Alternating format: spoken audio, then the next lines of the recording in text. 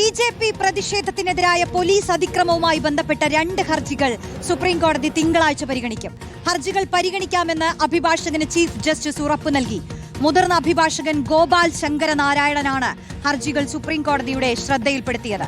വിദ്യാർത്ഥികൾക്ക് നേരെ പോലീസ് കടുത്ത അതിക്രമം അഴിച്ചുവിടുന്നുവെന്നും പോലീസ് നടപടികളിൽ നിയന്ത്രണം വേണമെന്നുമാണ് ഹർജികളിലെ ആവശ്യം. ശ്യാം ദേവരാജ് നൽകും കോടതിയുടെ കൂടുതൽ വിശദാംശങ്ങൾ. ശ്യാം, ഈ പ്രതിഷേധക്കാരെ പോലീസ് ആക്രമിച്ചതുമായി ബന്ധപ്പെട്ട ഹർജികൾ അടിയന്തരമായി പരിഗണിക്കണമെന്ന് കോടതിയോട് ആവശ്യപ്പെട്ടപ്പോൾ ഞങ്ങളുടെ സമയം കളയരുത് എന്ന് പറഞ്ഞത് വലിയ വിവാദമായിരിക്കുന്ന സാഹചര്യമാണ്. സുപ്രീം കോടതിയുടെ ഒരു ഇടപെടൽ അത് അത്യാവശ്യമായിരിക്കുന്ന ഒരു ഘട്ടമാണ്. അപ്പോൾ തിങ്കളാഴ്ച പരിഗണിക്കാമെന്നുള്ളത് ഉറപ്പാണല്ലോ അല്ലേ? എന്താണ് കോടതി പറഞ്ഞത്? റോഷ്നി, ഈ ജന്തർ മന്ദറിൽ രാജ്യതലസ്ഥാനത്ത് CJPയുടെ നേതൃത്വത്തിലാണ് വലിയ ജനകീയ പ്രക്ഷോഭം. യുവജനങ്ങൾ, വിദ്യാർത്ഥികളൊക്കെ പ്രതിഷേധത്തിന് ഇറങ്ങിയിരിക്കുന്നത്. കഴിഞ്ഞ ദിവസം നടന്ന പാർലമെന്റ് മാർച്ചുമായി ബന്ധപ്പെട്ട് വളരെ വലിയ രീതിയിലുള്ള അതിക്രമമാണ്, പോലീസ് അതിക്രമമാണ് ഈ ജൻസി പ്രക്ഷോഭത്തിന് നേരെ, യുവജനങ്ങളുടെ പ്രക്ഷോഭത്തിന് നേരെ, വിദ്യാർത്ഥികളുടെ പ്രതിഷേധത്തിന് നേരെ ഡൽഹി പോലീസ് നടത്തിയത്.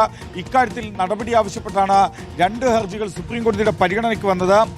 ഈ ഹർജികൾ അടിയന്തരമായി പരിഗണിക്കാമെന്ന് അഭിഭാഷകന് ചീഫ് ജസ്റ്റിസ് സൂര്യകാന്ത് ഉറപ്പ് നൽകുകയും ചെയ്തു. തിങ്കളാഴ്ച തന്നെ ഹർജി പരിഗണിക്കാൻ വേണ്ടി ലിസ്റ്റ് ചെയ്യാം, പരിഗണനാ പട്ടികയിൽ ഉൾപ്പെടുത്താമെന്നതാണ് ചീഫ് ജസ്റ്റിസ് അഭിഭാഷകന് നൽകിയ ഉറപ്പ്. ഹർജികൾ സുപ്രീം കോടതിയുടെ ശ്രദ്ധയിൽപ്പെടുത്തിയത് മുതിർന്ന അഭിഭാഷകൻ കൂടിയായ ഗോപാൽ ശങ്കരനാരായണനാണ്. ഇത് സംബന്ധിച്ച 2 ഹർജികളുണ്ട്. 2ലും ഹൈക്കോടതി രജിസ്ട്രി നമ്പർ ഇട്ട് തന്നിട്ടുണ്ട്. ഇനി ഇത് പരിഗണിച്ചാൽ മാത്രം മതി എന്ന കാര്യം, അതിനുവേണ്ടിയാണ് ഇത്രയും നേരം വെയിറ്റ് ചെയ്തത്.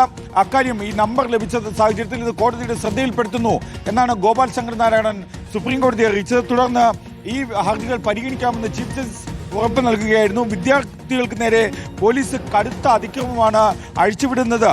പോലീസ് നടപടികളിൽ നിയന്ത്രണം വേണമെന്നതാണ് ഈ ഹർജികളിൽ ഉയർത്തുന്ന ഏറ്റവും പ്രധാനപ്പെട്ട ആവശ്യവും. നേരത്തെ റോഷി സൂചിപ്പിച്ചത് തന്നെയാണ് ഏറ്റവും പ്രധാനപ്പെട്ട കാര്യം. കഴിഞ്ഞ ദിവസം ഇതുമായി ബന്ധപ്പെട്ട വിഷയങ്ങൾ, പോലീസിന്റെ അതിക്രമ ദൃശ്യങ്ങൾ ഉൾപ്പെടെ ഒരു അഭിഭാഷകൻ സുപ്രീം കോടതിയുടെ ശ്രദ്ധയിൽപ്പെടുത്താൻ ശ്രമിച്ചപ്പോൾ ചീഫ് ജസ്റ്റിസ് പറഞ്ഞത് ഇക്കാര്യം പരിഗണിക്കാൻ കഴിയില്ല, ദൃശ്യങ്ങൾ കാണേണ്ട എന്ന നിലപാടാണ്. പക്ഷേ ഇന്ന് അത് വളരെ വലിയ വിവാദമാവുകയും ചെയ്തിരുന്നു ചീഫ് ജസ്റ്റിസിന്റെ നിലപാട്. പക്ഷേ ഇന്ന് ചീഫ് ജസ്റ്റിസ് രാവിലെ മറ്റൊരു ഹർജി പരിഗണിക്കവേ പറഞ്ഞ കാര്യം, താൻ ഉദ്ദേശിച്ച കാര്യങ്ങളെ വളച്ചൊടിക്കുകയാണ് ചെയ്തത്. ഒരു ഹർജിയും സുപ്രീം കോടതിയുടെ മുന്നിലുണ്ടായിരുന്നില്ല. ആ സാഹചര്യത്തിൽ ഒരു ഹർജിയും പരിഗണിക്കാൻ കഴിയില്ല എന്ന കാര്യമാണ് ഉദ്ദേശിച്ചത്. ഒരു കത്ത് മാത്രമാണ് ഉണ്ടായിരുന്നതെന്ന കാര്യം കൂടിയാണ് ചീഫ് ജസ്റ്റിസ് വിശദീകരിക്കാൻ ശ്രമിച്ചത്. റോഷി, നമ്മൾ ഓർക്കേണ്ട ഏറ്റവും പ്രധാനപ്പെട്ട കാര്യം, ചീഫ് ജസ്റ്റിസ് സൂര്യകാന്ത് തുറന്ന കോടതിയിൽ ഒരു വളരെ വലിയ പരാമർശം 1 മാസം മുമ്പ് നടത്തിയിരുന്നു. ആ പരാമർശമാണ് കോക്രോച്ച് ജനതാ പാർട്ടി എന്ന വളരെ വലിയ ഒരു സംഘടിത രൂപത്തിലേക്ക്, വിദ്യാർത്ഥികളുടെ പ്രക്ഷോഭത്തിലേക്ക്, തലസ്ഥാനത്ത് നീറ്റ് പരീക്ഷയിൽ തുടർന്ന് ഏതാണ്ട് 21 വിദ്യാർത്ഥികൾ ആത്മഹത്യ ചെയ്തു. 21 വിദ്യാർത്ഥികൾ ജീവൻ നഷ്ടപ്പെട്ടു. ഈ സാഹചര്യത്തിൽ ഒരു വളരെ വലിയ പ്രതിഷേധമായി, രാജ്യം കണ്ട വളരെ വലിയ ഒരു ജനകീയ പ്രതിഷേധമായി, യുവജന പ്രതിഷേധമായി, വിദ്യാർത്ഥി പ്രതിഷേധമായി മാറുന്നത് ആ പരിഹാസം, അതായത് അന്ന് ചീഫ് ജസ്റ്റിസ് നടത്തിയത് രാജ്യത്തെ യുവജനങ്ങൾ പരാതങ്ങളെ പോലെയാണ്, ഒപ്പം പാറ്റകളെ പോലെയാണ് എന്നടക്കമുള്ള പരാമർശങ്ങൾ നടത്തിയിരുന്നു. തുടർന്നാണ് പാറ്റകൾ എന്ന നിലയിൽ തന്നെ വളർന്നു വരികയും അത് കോക്രോച്ച് ജനതാ പാർട്ടി എന്ന സംഘടിത രൂപമായി മാറുകയും ചെയ്തത്. അവരാണ് ഡൽഹിയിൽ പ്രക്ഷോഭം നടത്തുന്ന, അവർക്കെതിരെയാണ് ഡൽഹി പോലീസ് കഴിഞ്ഞ ദിവസം വളരെ വലിയ രീതിയിലുള്ള അതിക്രമം അഴിച്ചുവിട്ടത്. ആ വിഷയത്തിന്മേൽ പോലീസ് നടപടികൾ ചോദ്യം ചെയ്തുള്ള ഹർജികളാണ് സുപ്രീം കോടതി തിങ്കളാഴ്ച പരിഗണിക്കുക.